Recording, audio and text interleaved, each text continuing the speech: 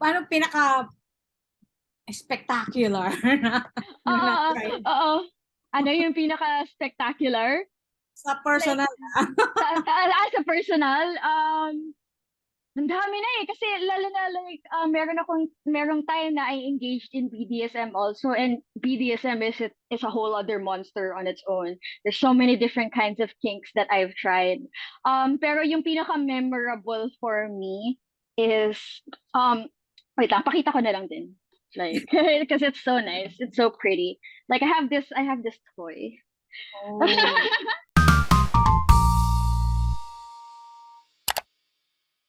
Hello, hello, hello. Hello, magandang magandang hapon. Wait lang ah. Dito ako. Okay, let's go. Ayan. First question, Ayan. Wait lang Salome ah. Salvi, is that your real name or a screen name? Wait lang ah. Inaayos ko lang buhok. Ayan.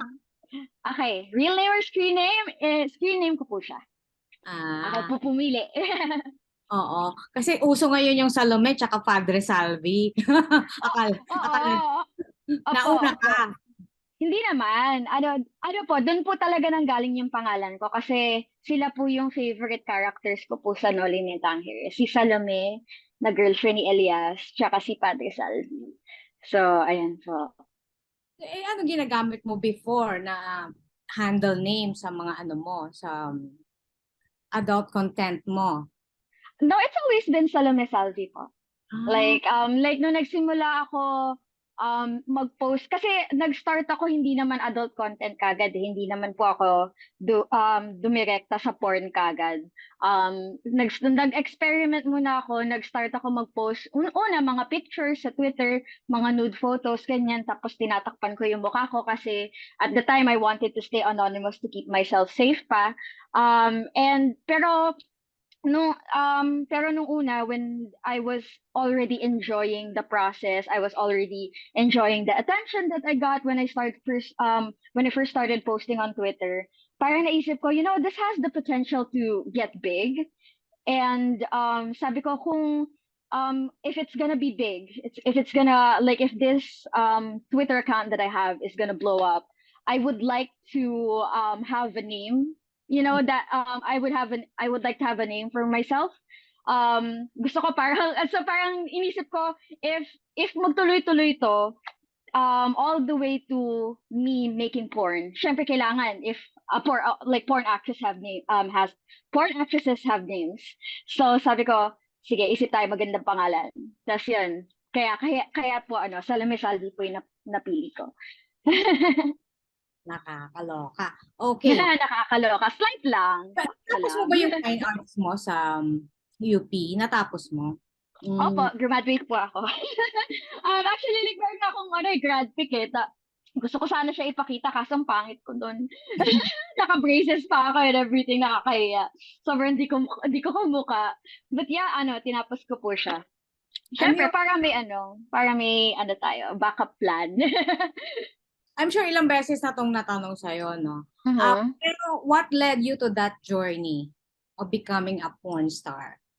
Uh, I don't like using the term porn star to refer to myself. Porn actress lang muna. Kasi actually like dun sa industry namin, parang sinasabi nila na porn star ka lang. Actually kahit sa Pornhub eh. Like meron kasing categories na amateur models and porn stars. Tapos for like malalagay ka lang sa porn star na category if you've worked for different studios already and kung meron ka na mga several hundred films that you've made dun sa mainstream na porn mainstream na porn industry. So porn actors muna tayo.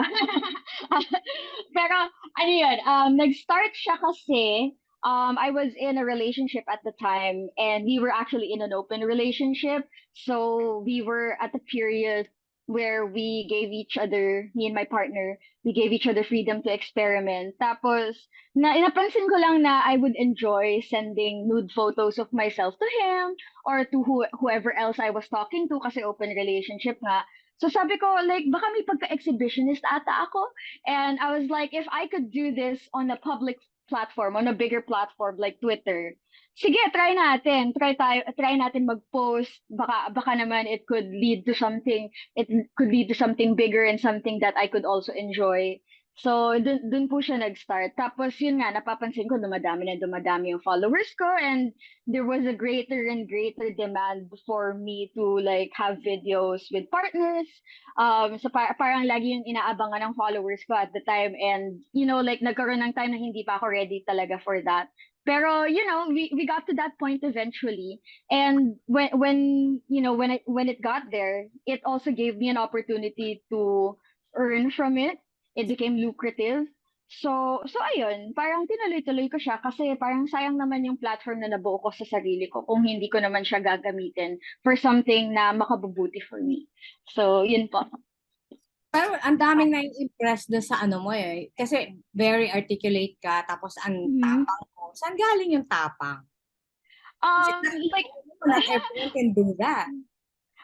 yeah, I'm aware naman, lalo na conservative yung ano natin, yung society natin. And I think ano naman siya, like, I think ano rin because like our society is so conservative, it would be dangerous for people, for example, like na nag-aaral pa o kaya meron silang pamilya na ano that could possibly ostracize them or like kick them out if malaman nila na nag-adult content ka. So parang I'm in a position kasi where I'm like I don't live with my parents anymore, and nakapagtapos na naman ako, and wala na buwan akong ibang trabaho na kasi you could get like if you do adult content, you can get in trouble with with HR if you're working for corporate ganyan. So I'm in a position kasi where I could do it freely without anyone without anyone policing my actions.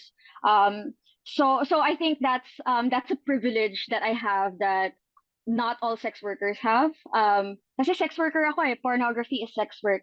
Tsaka ano rin dahil nga like exhibitionist ako. So itong trabaho ko, it's very aligned with my passions, with my kinks.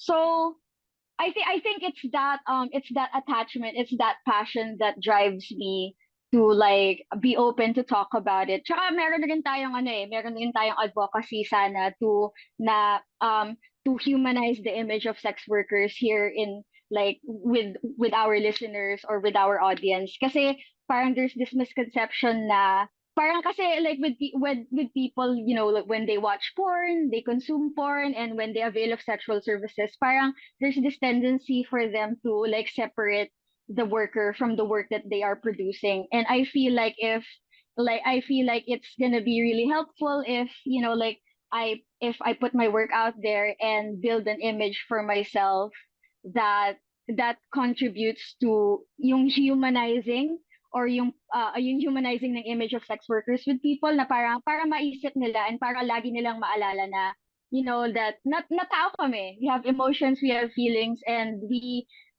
like any other kind of worker, we deserve respect. So parang that also motivates me to represent my work in like in a fair and ethical and understandable manner. I hope that makes sense. Pero yun lang naman po. Hindi I lahat think kagaya ko na matapang humarap. Others would still remain anonymous sa mga mm, kapatid namin or sa mm, public. Meron silang mm, public but they remain anonymous. Would you mm, encourage mm. to go out and like be proud of your work because it's work? Like there's a part of me that wants to encourage that, but at the same time I think it's gonna be really dangerous for a lot of sex workers to be open about it, kasi like what I'm doing with my work, it's inviting a lot of harassment and I don't think that every single sex worker is ready to face that or has the emotional and has the emotional capacity to deal with that. Ako like parang sinwerte lang ako that I grew up with the internet. So like I know that, like yeah, I know how to I know what I feel when, I deal with bashers, with haters, ganyan. So parang ano na ako nasanay na ako Pero I like, and tsaka yun nga like because it's gonna be really dangerous for sex workers to be out in the open. Like parang dangerous from law enforcement and parang kasi doxing and like having our privacy invaded, it's a very common occurrence sa industry namin. And it's just so dangerous for a lot of other sex workers to yeah, to put their work out there at the same level as I do. So I would encourage it if ready ka, if like if you understand the dangers of the work that you're doing and the dangers of publicizing that kind of work. Pero I think overall I would advise against it. Parang unahin mo muna yung safety mo kesa yeah, yun po. Speaking of mental health, how's your mental health?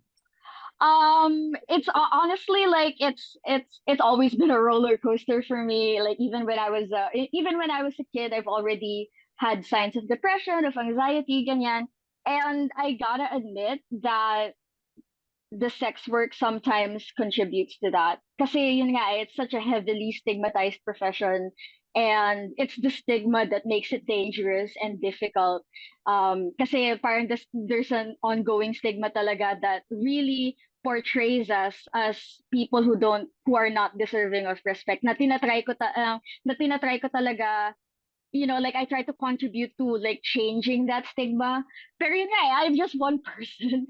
And hindi ko naman, I don't think that the experience of sex workers is monolithic. In a sense na I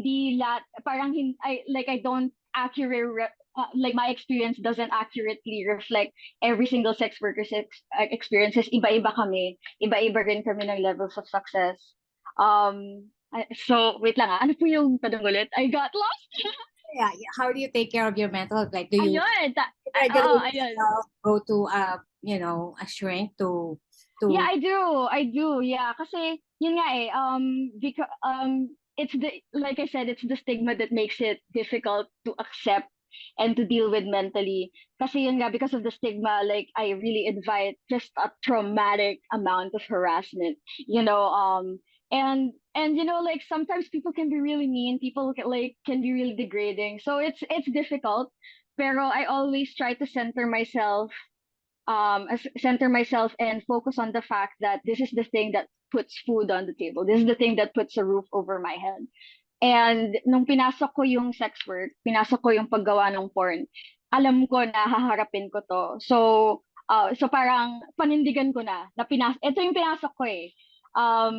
So ayun, parang to deal with it, I remain close with my friends, like I'm open with reaching out to them for help and for companionship. Tapos yun nga, like um I I go to a psychiatrist and a therapist, or to two separate professionals. Tapos I also take take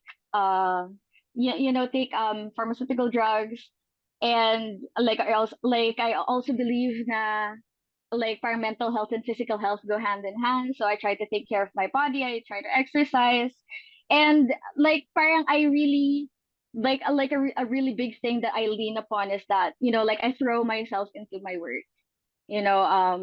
Para lang rin na productive na nga ako, and I get distracted. I keep myself busy. I keep myself occupied. So yun po.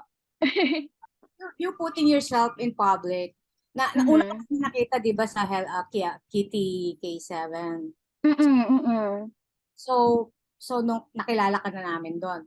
So, decision to go out na eto ngayon, i-interview ka namin and everything, matagal mong dinesisyonan? Matagal mong pinag-isipan? Hindi naman. I think na parang even before kasi Kitty K7, parang tsaka ano rin eh, like even before Kitty K7, I've always enjoyed going on podcasts and giving interviews. Parang podcasting kasi is such a big it's such a big source of entertainment for me. So ayun, parang ano rin, parang like paano ba?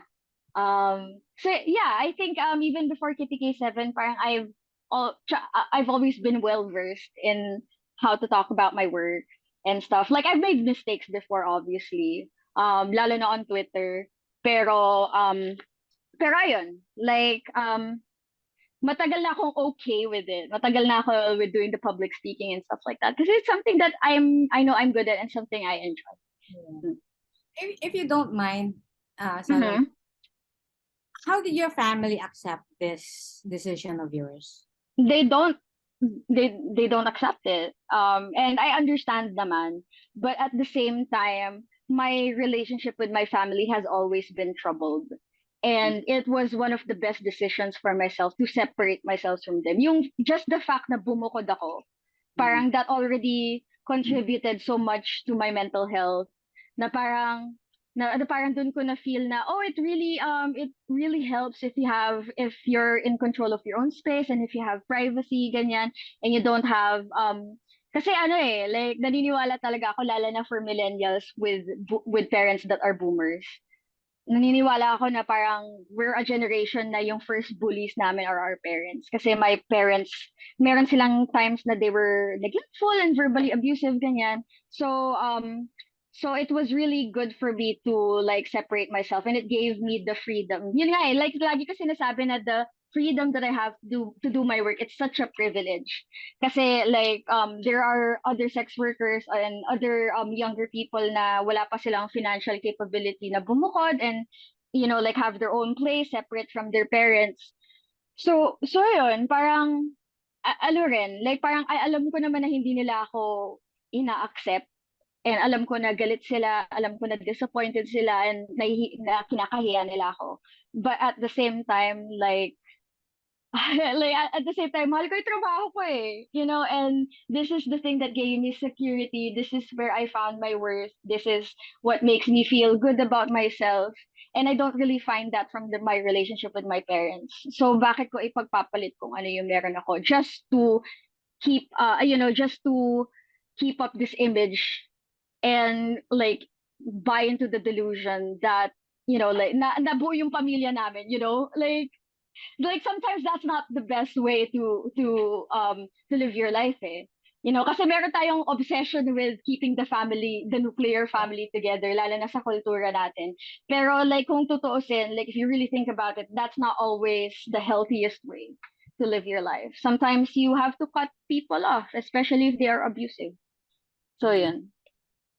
Oh, okay. Si Direk Roman is parang may nabasa ko somewhere na kino-compare ka kay Maria Ozawa. Is that a compliment or would you rather be, hello, I'm me, I'm Salome? Yeah, it's more of the latter. Like I feel like the comparison was made kasi yun nga like parang like I don't want to like take the credit or like take all the credit for myself. There are other female content creators na matapang din that put their work out there and like they have a lot of followers, they have their own platform and they're successful in their own right. Hindi lang ako. I think naging matunog lang ako because of the stuff that I signed on for Vivamax.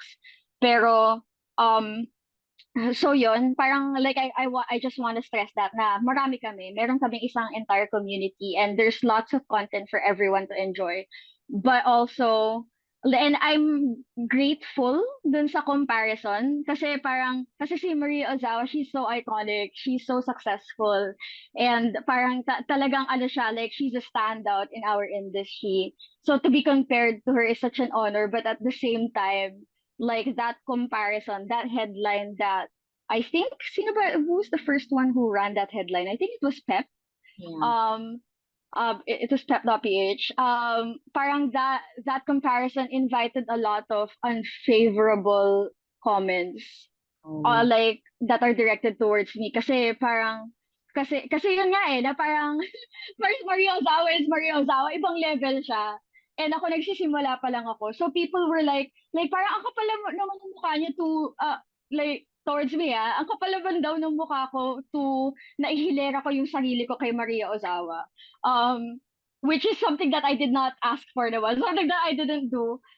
So it was upsetting for me to read those comments na parang, oh, like mas maganda naman katawan ni Maria Ozawa, mas maganda mukha niya, mas maganda porn niya, mas hardcore yung ginagawa niya. Like, who is this nobody, like, comparing herself to Maria Ozawa? Like, I got a lot of comments like that, and it was honestly so rough. It was so hard.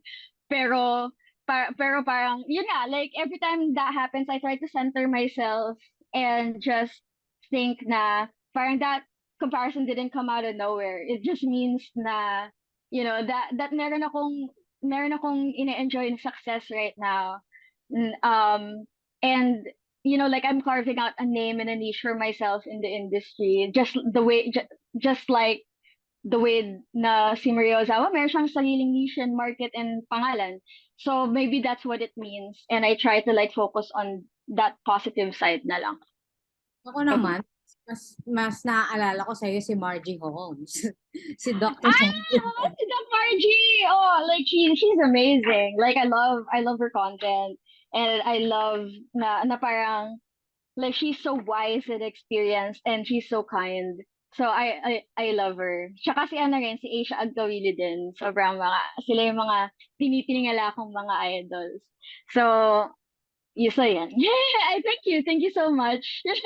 Kasi kaya mo explain ang mga bagay-bagay.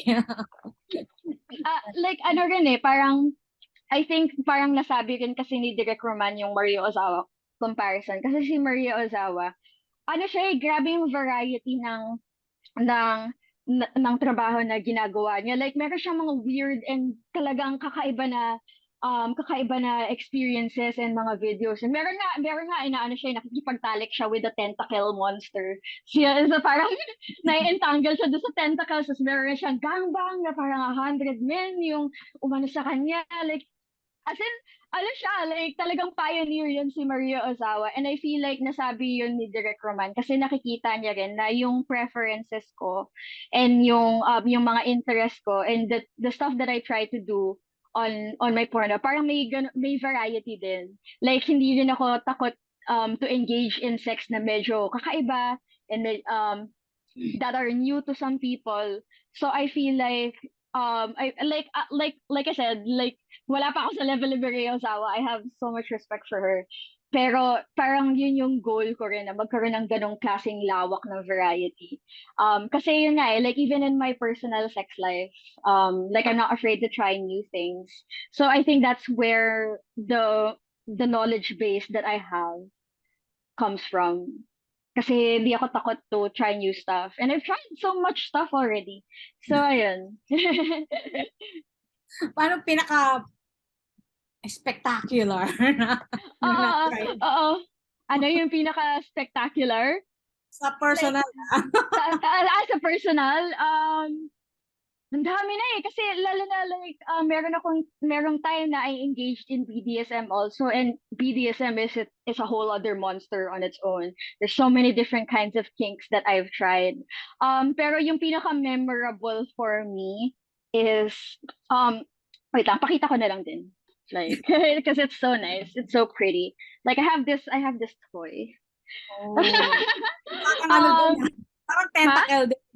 Oo, yun, talagang yun yung trip ko. Like, meron akong tentacle fetish. Like, I have tentacle manga. Like, I love, like, tsaka I love anal sex. So, like, I use this. Also, there was this time na, 5 kami. And 4 kaming babae, tapos isang lalaki. Tapos yung lalaki nanood lang siya. Pinanood niya kaming 4 na girls na naglalaro, nagsisex, ganyan. And meron akong suot na strap-on na dildo. And parang ako yung nag-top para dun sa 3 playmates ko na babae. And that's such a special experience for me. Kasi yung mga kaibigan, mga naging matalik na kaibigan ko rin yung mga nakasama ko dun, nakasama ko dun sa encounter na yun. And parang, those were my friends sa kink community, sa BDSM community dito sa Pilipinas. Kasi there's a big and thriving community of people who are interested in that. So parang sila yung mga kasama ko doon. And yeah, that was such a special and new experience for me. To play with those people who are near and dear to my heart. So, yun yung mga memorable experiences ko. Dami pa, like, sari-sari talaga. If you don't mind again, bata ka pa, Mhm. liberated ka na talaga. Yung iba ang mindset mo talaga. Kumpara sa Hindi. kabataan. Hindi po. Kasi yun nga like I grew up with a conservative family. Hindi naman kami super conservative, hindi rin kami super religious. Pero merong mga, like, there's always this shame that they attach to sex and sexuality. That's not something that we've always been open to talk about. Lalo na, like, nagbibigay ng payo yung mga magulang sa bata. I think, sa mga anak nila. Like, I think dapat talaga open yung dialogue nyo about something as sensitive and as dangerous, potentially dangerous as sex. Pero, like, I never had that dialogue with my parents. And parang, parang they contributed a lot. Like, just to circle back to dun sa sinasabi ko na naging abusive and neglectful sila, and um, naging, parang, nag-contribute sila sa pagiging stunted ng growth ko. Kasi, like, I grew up in an environment na parang yung nanay ko especially, like, she was really critical of the way that I look. Like, ang dami niyang pinupuna sa katawan ko, and she made me feel really ugly for a really long time in my life. Like, as in talaga lahat, like, she can be very cruel and harsh with her words talaga, na sabi niya, like, ang laki ng gilagid ko, and yung mata ko luwa, bakit ang itim ko, bakit hindi ako makinis, why is my BO so bad?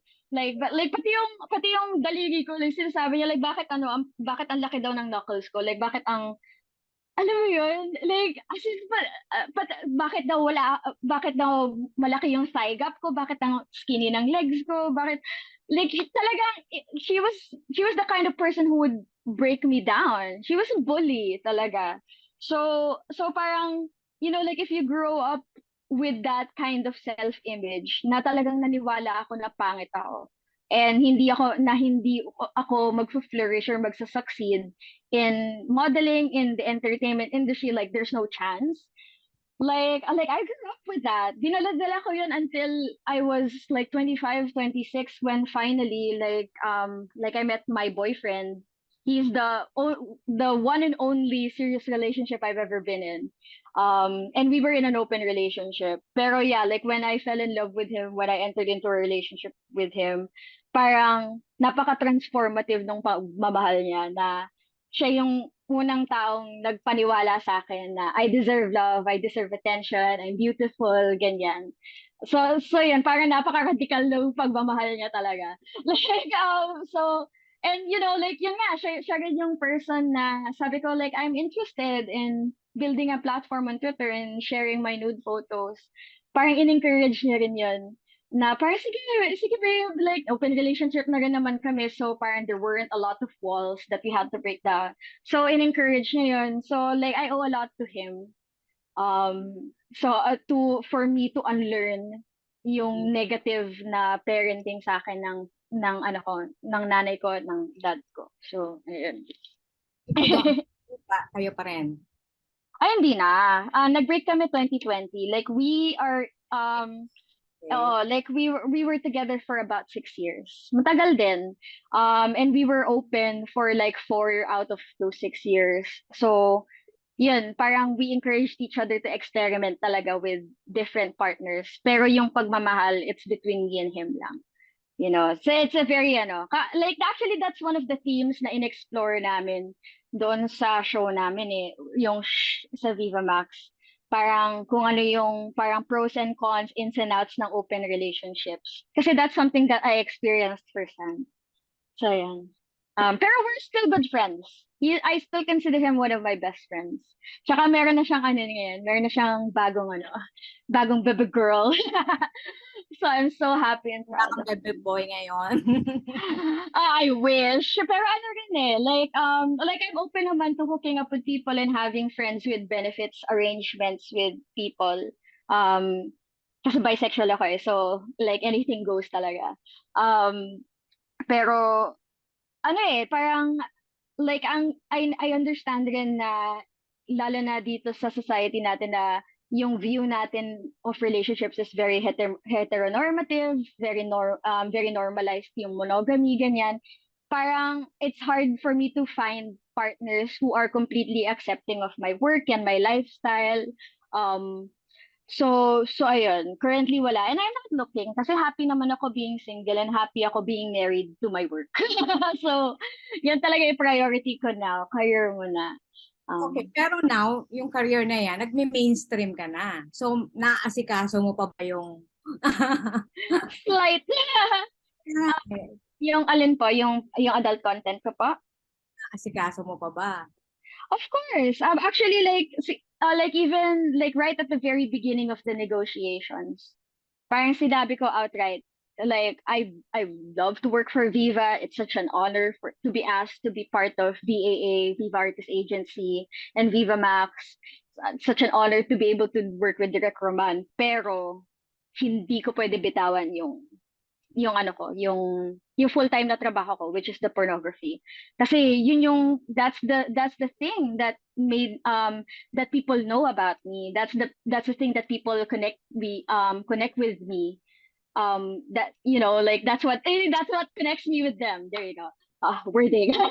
and And yeah, like parang ano rin eh. Like and they were very respectful and they were very considerate saying na oh, yeah, hindi namin gagalawin yan. That's you, eh. That's your brand.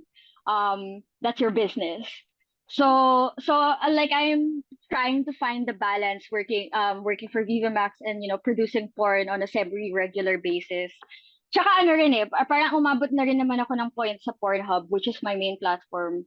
I'm also on Pocket Stars and Just for Fans, which is subscription-based naman. Parang umabot naman ako sa point with those websites, with those platforms, na they're giving me passive income.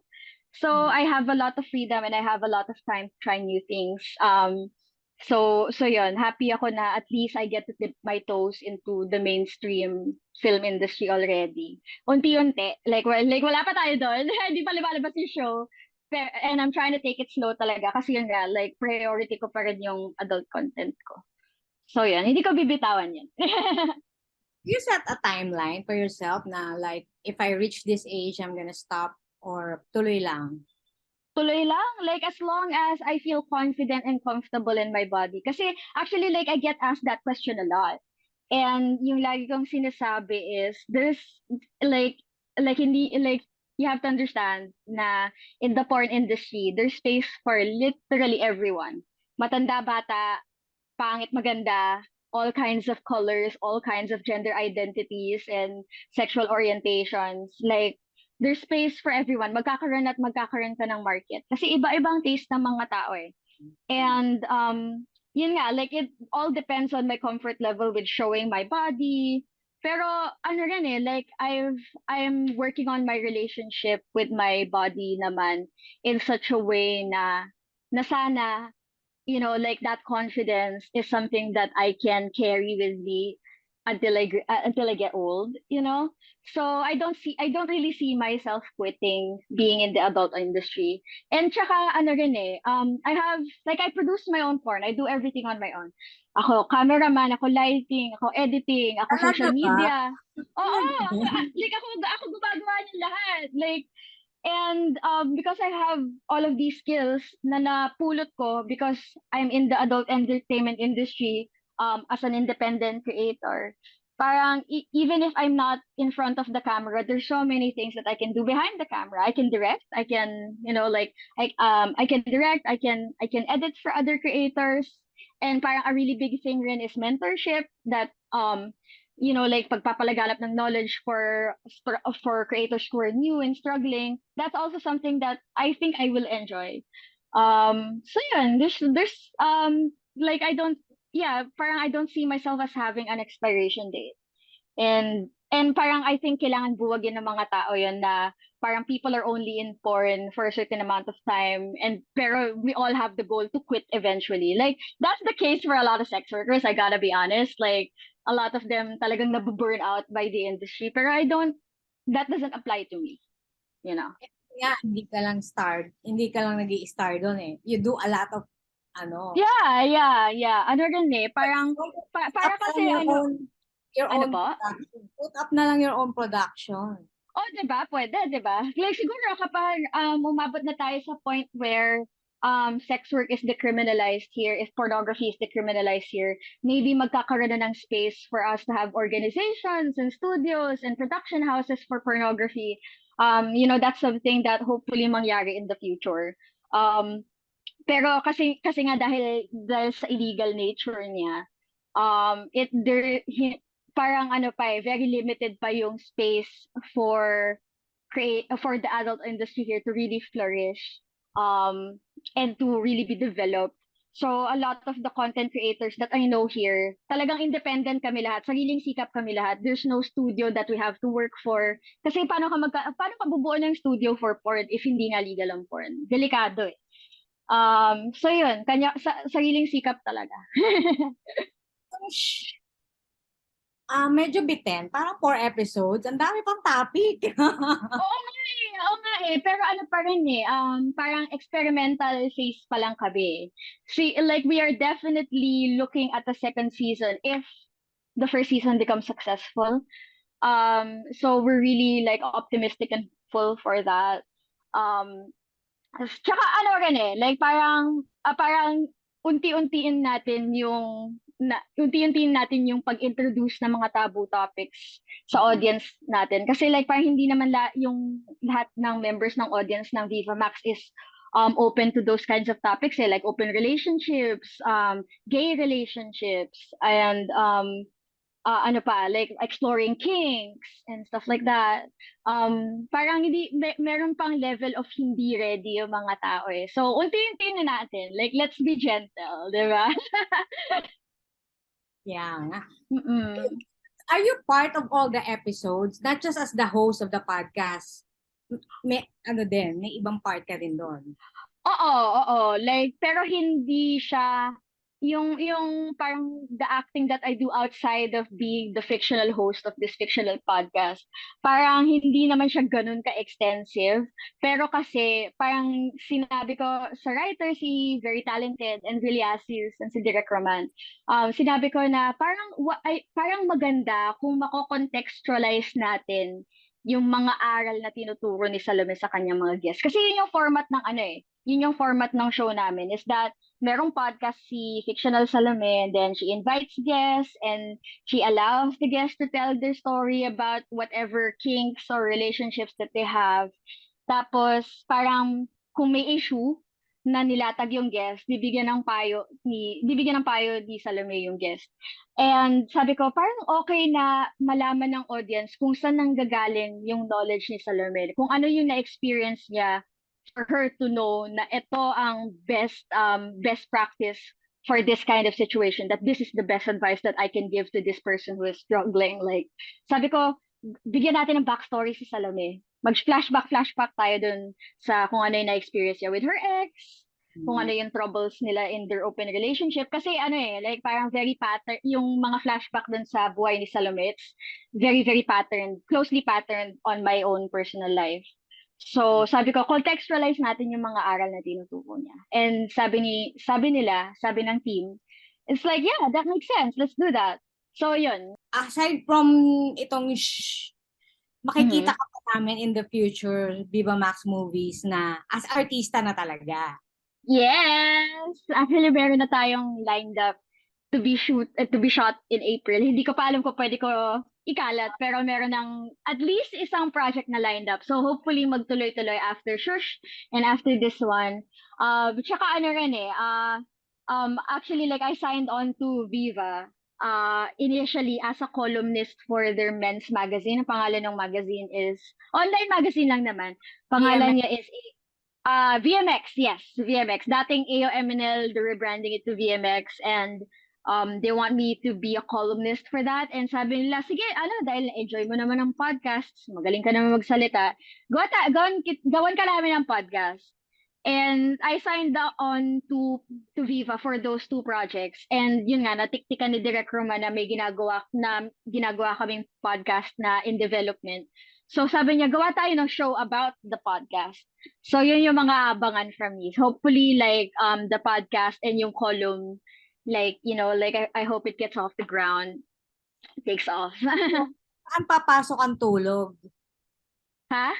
Saan papasok ang tulog? Matutulog ka pa ba? Diyos ko, ang dami eh. Ang dami ko racket kasi lalo na medyo mabigat yung adult content. Pero I always, alam ko na priority ko yung mental health ko. I'm not gonna be able to work if I'm not mentally healthy. So ayun, parang, tsaka ano yun, meron akong ano lang, to be open about it. Like I'm taking medication kasi for my anxiety and depression, tapos yung side effect nung gamot na yun is nakakaantok siya. So para laging mahimbing ang tulog ko because of that. So don't worry about it. Okay, okay naman. Uh-huh. So yun. Okay naman, okay naman. Kailan namin mapapanood ang shh? How do you say it? Alright. Okay. Pero, yan. So, ang spelling po niya is apat na S, tatlong H. So, i-search niyo lang po yun sa Vivamax na app or sa browser.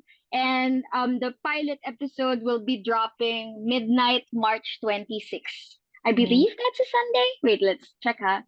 It is. Oo nga, it is a Sunday. So, yan, March 26, lalabas na ang Shh, directed by Roman Perez Jr., written by Enzeliasis, and starring me, and maraming bagong muka. Actually, like halos lahat ng talents namin is new faces that we're really excited to share with people para mapakita nila yung galing nila, yung husay nila.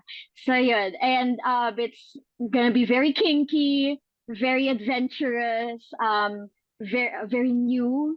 So hopefully magustuhan niyo po ang aming show, Shh, March 26.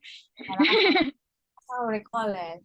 Anyway, last question na lang. Sa mga future Sige. projects sa Vivamax, will you be this collaborative? Kasi dito sa ship, parang ano ka creative ka din dito eh. Oo, to a certain degree. Hopefully, like I will be allowed to collaborate also.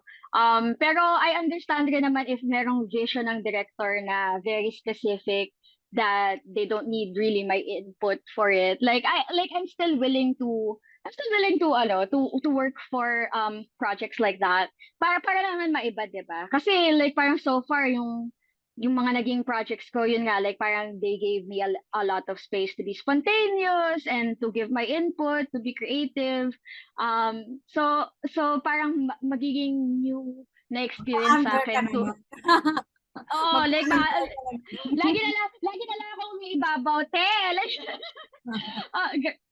so parang, so ayun. Parang looking forward to that rin. Pero kasi yun nga parang the niche that we're trying to carve for myself is very sex educator. Parang very open about sex work. So ang hope ko lang is that if I am involved in a project that will have me portray a sex worker, since that issue is very near, it hits very close to home, very near and dear to my heart. I hope that they will allow me to they will allow me to collaborate and like give my input for stuff like that.